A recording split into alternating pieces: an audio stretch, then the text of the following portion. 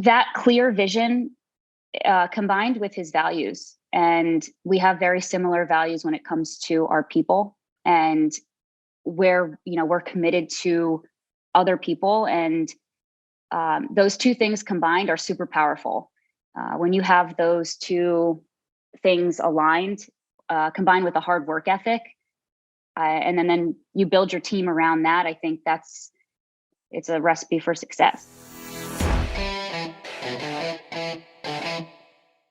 All righty. Welcome back to Are You Winning? I'm Craig Zuber, Executive Business Coach, and I'm here today with Marisa Brown. This is going to be super exciting. Marisa she's the chief. She's actually the operations officer for Jim Roche's real estate team out of Philadelphia. You guys did like 220 million and 500 transactions in 2022. Is that right, Marisa? We sure did. Was that a lot of fun? It was a lot of fun. It was a roller coaster, but it was awesome. Yeah, roller coaster, 500 units. Any challenges doing 500 units in 2022? None. We had no challenges at all. I love it. That's what I heard too, right? Yeah, that's right. Now, there's definitely challenges along the way, and but they're all lessons that we learned throughout them. So I'm happy to be here, and thanks for having me. Absolutely. So if you're the operations officer doing 500 units, 220 million in volume, there's got to be a few traits that make you either a badass or cause you to win inside this role. So I'm super excited to dive into that. But real quick, why don't you just give us a quick background? You've been with the organization for how long? What'd you do before? Yes, sure. So I joined Jim's team in 2019. So it's been about 3 years now. I joined the team doing 30 million, 36 units, 8 agents at the time. And every year just doubled since then. And now we're, 220 last year, 500 units, and we've got just about 50 agents at this point now. So, the growth happened immediately, it seems like, but, it was a long way that it took us a long time to get there. And, before real estate, I was actually working in the homicide unit in a detectives bureau in Connecticut. So it's where I grew up. It's what I went to school for, and decided that was not the path that I wanted to take. And it just didn't align with what I wanted to do and who I was, deep down as a person. And I took the chance on real estate, had some great mentors along the way, joined a small team, 4 agents, moved to Philadelphia, met Jim, and the story starts with him just turning his computer around and saying, this is my 2, 5, 10 year plan, and our vision and our goals were aligned, and that's just what allowed us to hit the ground running, and in 3 years take it to pretty much his 10-year vision. So we did that pretty quick. So you go from being a homicide detective to a real estate agent to a chief operations officer for a real estate organization. Yep, that's right.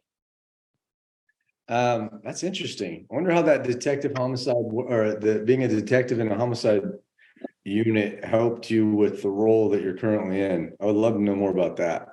Yeah, I reflect back on it a lot, and what we talk about, just how it was high stress environment, right? It's really dealing with actual life or death situations, and people have really, really difficult things they're dealing with.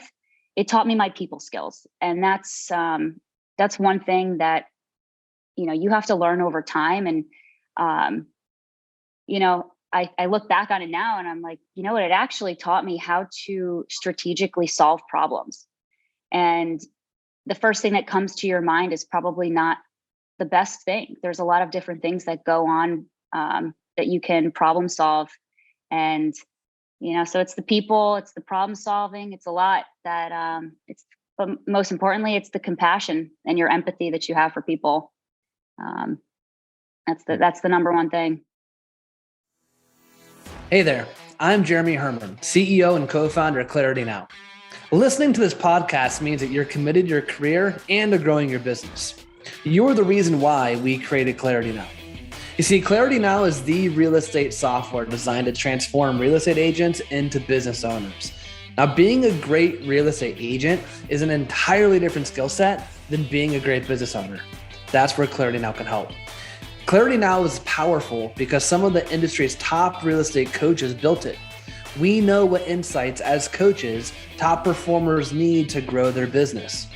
So, do you have a business plan based on your net profit goals? Do you know how you're performing against your quarterly goals? Do you generate a P&L each month?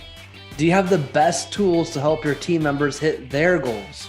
Are you managing your company's pipeline and conversion reports? Do you have the data that you need at your fingertips to run a successful business? ClarityNOW can solve all these problems. Visit us at www.claritynowre.com and schedule a personalized tour to learn more. Mention this ad and we'll throw in 1 month for free. Congratulations on your success, and let's take your business to the next level together. So you meet Jim 2019, and when you met him, was it for an operational role, or were you meeting with him based on you wanting to be an agent in his organization? No, I was actually already doing real estate operations, and they needed an operations manager at the time. They were looking for a while, and I met Jim through his administrative assistant, a good friend of mine, and she's still an agent on the team to this day. And I joined the team, and that's really where it just kind of flourished from there. It was same vision. I wanted to just hit the ground running and take this thing to, where he wanted it to go. And I knew that I had the skills to do it. And that's how that happened. So you meet Jim through Sphere of Influence, ironically, right? Like probably the most powerful thing that we have around us. Yeah. Jim's clear, he's motivated, and he has a vision for where he would like to go over the next 2, 5, 10 years. Yeah. Is that what attracted you to say yes, or is it something else? It's that clear vision combined with his values. And we have very similar values when it comes to our people, and where, we're committed to other people. And those two things combined are super powerful. When you have those two things aligned, combined with a hard work ethic, and then you build your team around that, I think it's a recipe for success. Okay, so not just the clear vision or the attitude or the excitement, but it was also the values that made you guys a match. Yeah. And the person that introduced you is also still in the organization. And if I have this right, you guys have actually, over the years that you've been in business, you've never lost anyone. You have 100% retention. We do. What would you attribute to that? It's building around those values. We say it all the time, and it's building your culture by design, not by default. We have culture by default. That's just what we do. It's just who we are by nature. But when we bring people into the organization, it's a long process, and we make sure that they have the same visions, and at their core, they're a good person with a hard work ethic. Those are the two things that I look for when we bring somebody on board. That goes not just for agents, but for staff and operations and everything, top to bottom. Being a good person, hard work ethic, you can be a part of this organization. You guys ever turn anybody down? Turn a lot of people down. Yeah, that's what happens when you get clear, huh? Yeah, absolutely. Right. I'm usually the one that says no, though. I see you're the gatekeeper, huh? That's right. Someone's got to do it. All right, so we have this title, Chief Operation Officer. We don't need to get into a job description, but what the heck do you actually do? That's a good question. The title's new. Just got that a couple months ago, so I'm very grateful and humbled to have that. Worked really hard to get here. It's people say, oh, they laugh, and operations officer, chief operations officer, operations manager, director of operations. We do it all, right? But now it's overseeing the people who do it all. And so I attribute everything that we have. We couldn't do anything without my team. So I'm just making sure that they have all the tools that they need to succeed. We've got 8 people on our operations staff and 2 VAs, and, someone has to help them navigate the muddy waters and the hard times that they go through. And that's me. So right now I'm focusing on building other leaders and making sure that they're set up for success and that they have the trainings that they need to be successful and grow in their career within our organization. And, and then I'm also responsible for our agents and making sure that they have everything that they need. That, like you said, that gatekeeper between the agents, directors, Jim, the CEO, and everything in between. Building big business. Let's think like a CEO. That's not the CEO, but I have to think like one so I can understand where Jim is coming from. And if he starts talking about this business idea, he's got a lot of them, right? I can understand what he's talking about and how that plugs into what our goals are and what we're actually trying to accomplish. And so it's loaded. We got a lot going on over here, but it's awesome. So do you meet with the 8 people in operations that, do you have 8 people currently reporting to you, or what does that look like? Yeah, that's correct. I meet with them. I have office hours this year, started those, just, make myself available for anyone that needs it. We have 2 operations meetings a week. On Mondays, we have a check-in call, just run through our main goals for the week, what we have going on. And then we have on Fridays, we have our 2-hour-long operations meeting where we're actually running through issues, things we have to fix, what's going on, what's working well, checking on the agents, what's happening in the world. And then once a month, we have a training. So it's either myself or I bring in other people who are coming in to train everybody. And, I'm fortunate enough that I was able to have a MAPS coach, also like my therapist, I call her, but that I've learned a lot from her, and now it's time that I share that with everybody else. And it's a tough job being in the operations world. It's not easy. Give these people a lot of credit. So, what makes it tough? The emotions, the people, the emotions. It's a lot.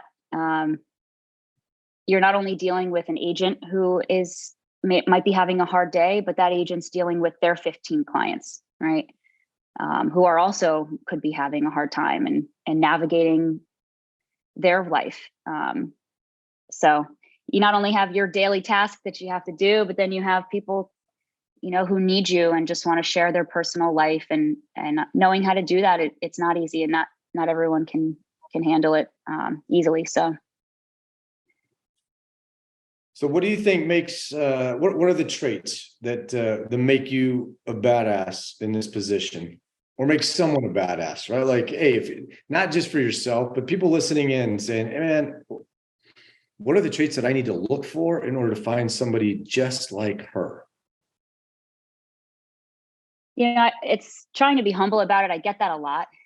It's how do I find somebody like you? And I think there's a couple things, and you can have these traits in different forms, but the number one thing is just leading with empathy. People want to know that you care about them, that you're here for them.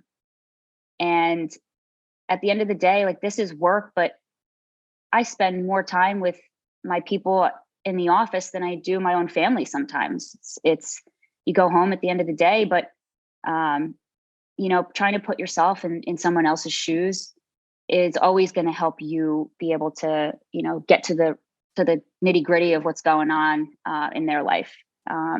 So that's one trait. It's what's helped me get to where I am. And then just, being reliable.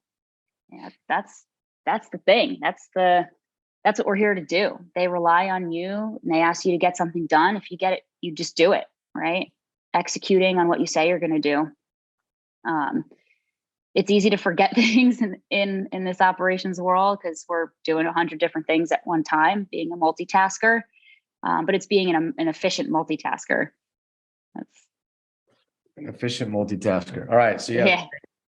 So you have empathy, meaning that you care. How do you show people that you care, though? You check in with them. right? That's it. You make that phone call. You go out of your way. If somebody calls you just to ask for something, say, yeah, of course I got that. But hey, wait a second. How's your day going? What's going on? What's going on in your pipeline? How's your family? How's this person going? We talk to the agents all day long here and there. They call you and ask for something, but being that person to check in on them, see how they're doing in their personal life is super important. And yeah, that's the main thing that I do, at least to check in. And then you're reliable. So you follow through, you do what you say you're going to do. Absolutely.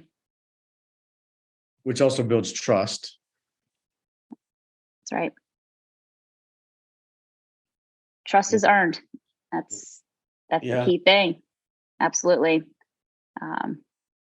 They put a lot of trust in you up front, right? If you're a conveyancer, right? They don't know first day on the job, transaction coordinator. They don't know your skill set, if you can do it. You don't even know if you can do it, but you do the best that you can. And over time, every deal you say you're going to do it and you get it done. It's not just with your CEO, it's with each agent, each client, everybody. It's the most important thing. What kind of challenges do you face with having conversations with the CEO?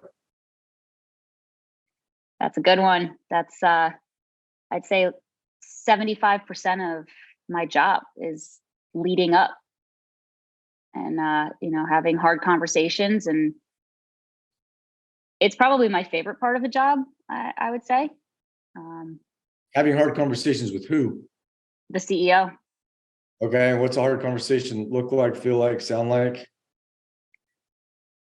If you disagree on something, I think that's a very, very difficult but a real challenge that comes up a lot of the time. CEOs, especially in real estate, they have a lot of big ideas, and someone has to be there to analyze that and get down nitty gritty with it and break it down. And if it makes sense or if it doesn't make sense, but being able to honestly talk that out with the CEO and say, this might not be a good idea, or this might be a good idea, and this is why. It's one of them. So the CEO is the gas and you're the brake? Yeah, that's exactly right. Any other challenges facing that role between CEO and COO?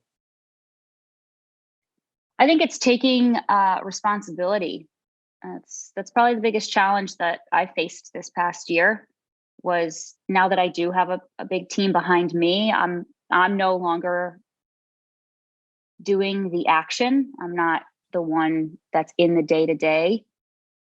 I don't have control over every single thing that happens. And then when there's mistakes, there's things that have to be answered for. And having to, handle that with the CEO, it was very, very challenging. Being very young in this career, it's something that I learned towards the end of last year. And, now I'm ready to take this year with, a bigger understanding on that. I love it. So you take ownership, right? That's what I heard. You take ownership. You're responsible, regardless if you're actually doing it or not. You're responsible for the people that are. That's right. So I know you've gotten here fast, but you weren't necessarily leading others when you started. So again, for the listeners, knowing that you're in the role that you're in, is there any role that you're currently leading that you have never done yourself? No, there's not. Okay. I've done it. I've done it all. I've done it all. Listing manager, transaction manager, or management, right? Like customer service, customer care, being on the phone, setting appointments, any of those things. Just all of it. Marketing, selling the houses. I've been an agent. I've been licensed. I've done all of it. How does that benefit you when you lead? Empathy brings it right back to that. I'm able to resonate with people and understand really what they're going through. And, while, I'll say I've done it, but on a much smaller scale, we've divvied it out now. Everyone's responsible for specific parts of the business, but they're dealing with a lot of transactions, a lot of clients. We do a lot of transactions, and that's a lot of strain on our staff. And but I know where they're coming from, and I know the challenges that they're facing. They're still the same challenges. So at the end of the day, it helps me understand them and be able to quickly help them make a solution to a problem or guide them in the right direction. Great. And what about the biggest challenge that you're facing in the role now? It would probably be the, taking responsibility for other people's actions. It's challenging. It's hard. So taking responsibility for other people's actions, does that mean holding people accountable? Yeah. It's making them understand that it's okay to make mistakes and then how to guide them out of that. So, in a sense, I'm in a coaching role now when it comes to our staff. Yeah. So the toughest part of that is what?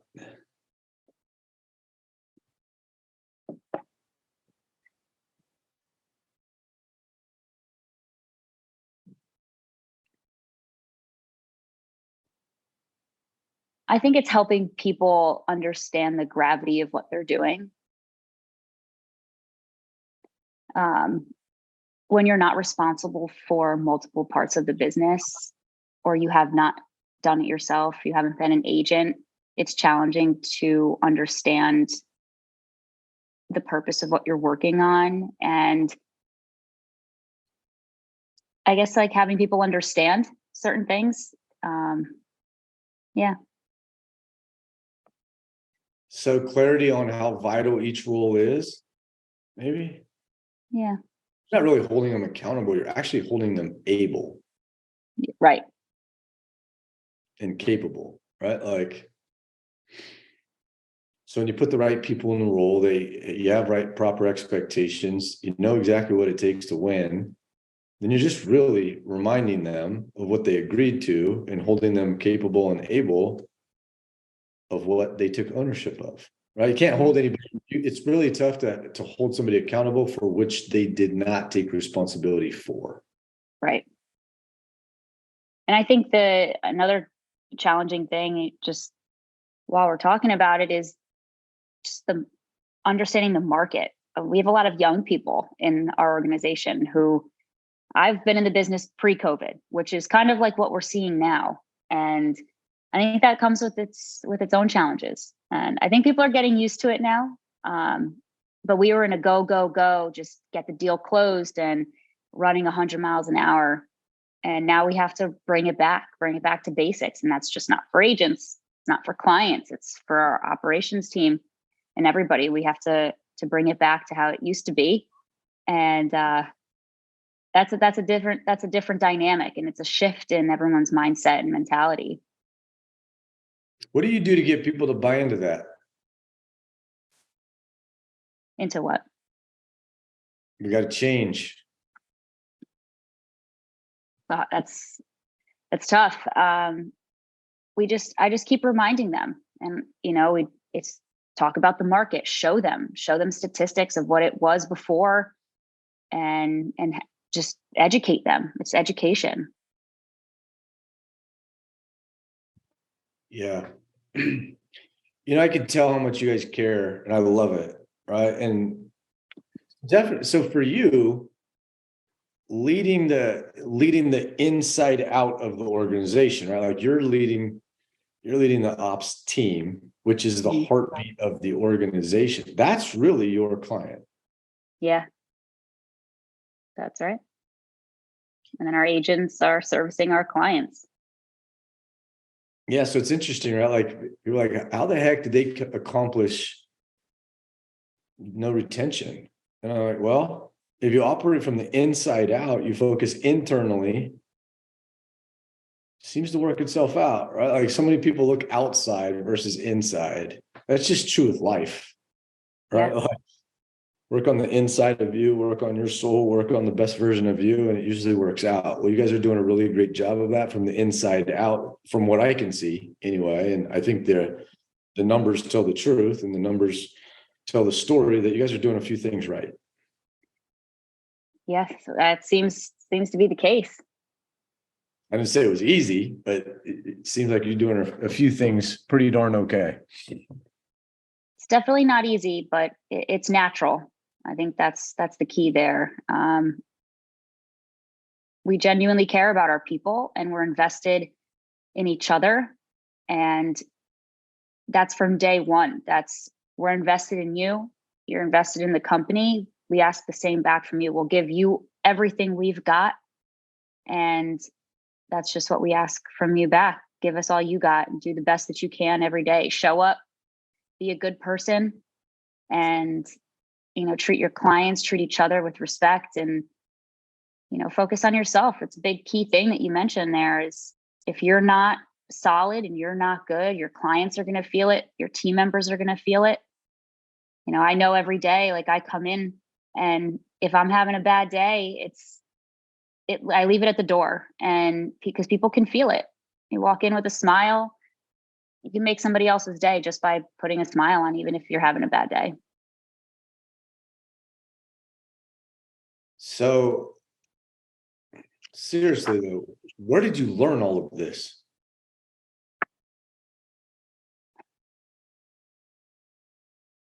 I don't know.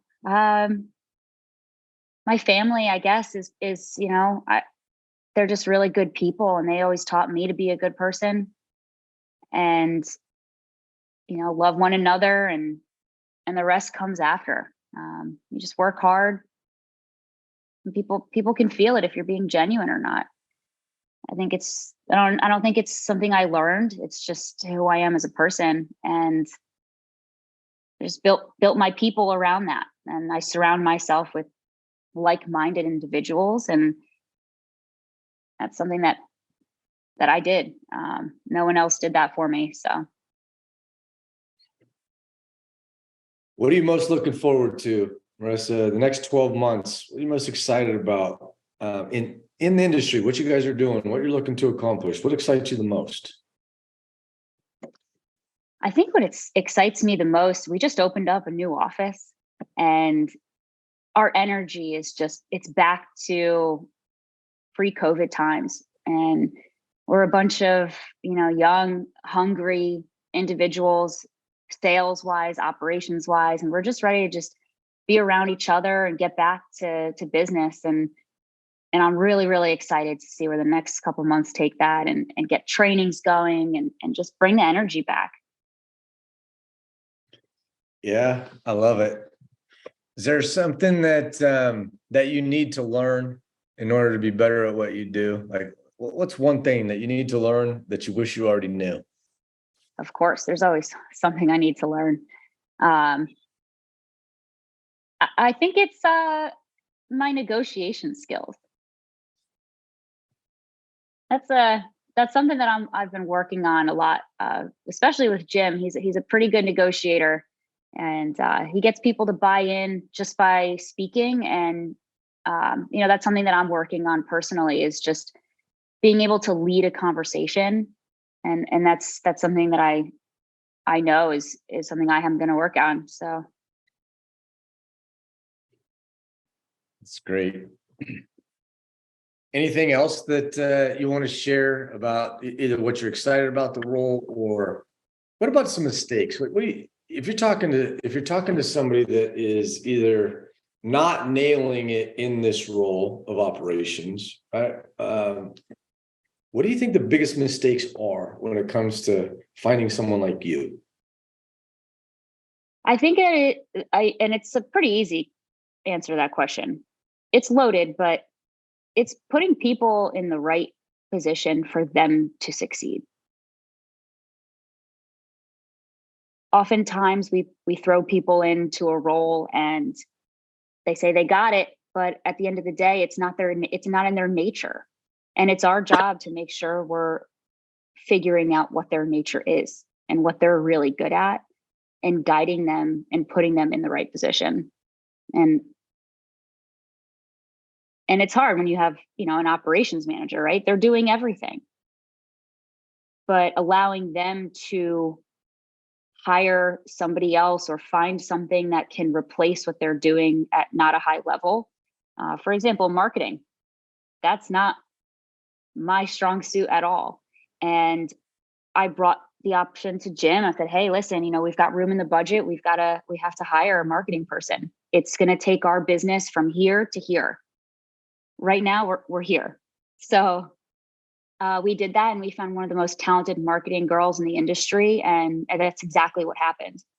And it wasn't luck. It was put our heads together and said, this is the key hire that we need. And it was something that we were lacking. We could have done better. And it really just took our business to the next level. I hear you talking and I'm like, it's like the Nick Saban philosophy. If you pay attention to football and college football, right? Like he's on a mission.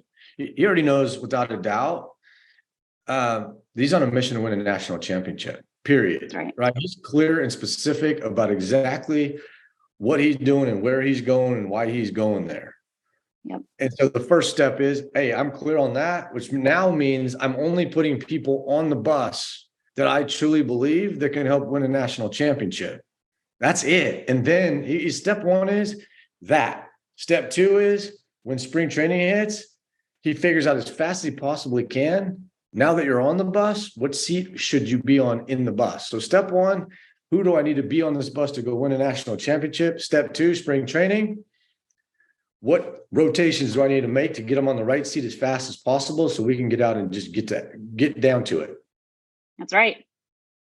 That's 100% correct. That's what we do. And so far it's gone well. And again, brings us back to the vision, and having a strong leader with a clear vision that the entire organization knows is extremely important. I've seen a lot of teams struggle when the leader doesn't have a clear vision and nobody knows which way they're going, and they can't work towards that. They don't know the right people to have. They don't know the right agents to have. They don't know anything. And yeah, you're right. That's what we do. All right. Let's get to know you on a personal level. You got any books or movies that you're currently watching or reading? I am patiently waiting for the new Mandalorian season. I'm a big Star Wars nerd. And that's number one movie show that I'm looking forward to. And books that I'm currently reading right now. I'm not currently in the middle of a book. I finished The 5 Levels of Leadership recently. Fantastic book. I love what that, opens up, that kind of humbles you and tells you you're really not where you can be, where your potential can be in leadership, and brings you back down. All right. What if we tapped you on the shoulder and said, Marisa, you have to write a book tomorrow. What would you write about? I would write about all of the crazy things that happen in a day in the life of being on a real estate team. It is hilarious. We joke about it all the time. We have a running note, a shared note with a couple of the girls on the team, and we just write down the ridiculous things that happen every day so we can look back at it at the end of the year and just laugh. Yeah, can't wait for that book to come out. Yeah. So if you could go back to when you were 20 years old, which actually may not be that long ago for you, what advice would you give yourself? I would say to take your time and really figure out who you are as a person. Go travel, go do some things. Don't jump right into it. Granted, I went to college, I did the thing, and it taught me everything that I need to know right now. But I think there's a lot more more to life. I wish I did it when I was 20. Pretty wise there, young lady. So if you could pick any other profession outside of real estate, what industry or what not industry, what is it that you would do? It probably would not be real estate. I'm very passionate about dogs and animals, and I would have a dog sanctuary, try and get rid of those kill shelters. Something that I'm probably, going to do when I retire. And hopefully that's not too far in the future for me. Well, you're pretty darn clear there. This has been great. Thank you so much. This is awesome. Absolutely. All right. So I really want to thank Marisa Brown again for joining us today. And a special thank you to our sponsor, ClarityNOW. Be sure to subscribe to our podcast to get in the trenches with top real estate business owners who are winning and willing to share their lessons. Thanks again, Marisa. It has been. Thanks, Craig.